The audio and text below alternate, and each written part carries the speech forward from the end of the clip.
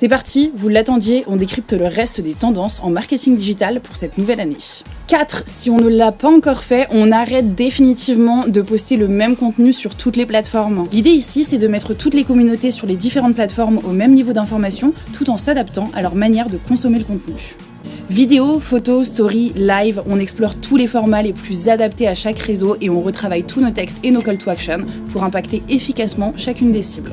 5. L'UGC gagne en importance pour les marques. Après avoir parlé de la micro-influence dans notre dernier podcast, on aborde le sujet de l'UGC. Si vous n'avez jamais entendu parler de ces 3 lettres magiques, alors écoutez bien, parce qu'en tant que marque, vous avez tout intérêt à travailler ce contenu.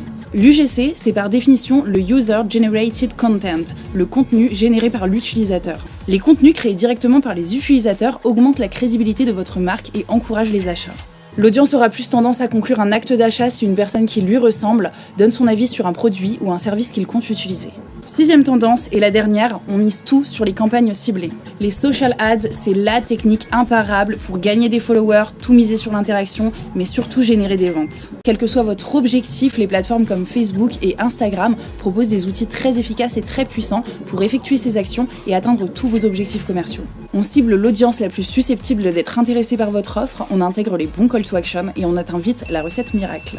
Mais alors combien ça coûte et comment on met ça en place? Ce sera le sujet d'un de nos prochains podcasts, alors suivez-nous.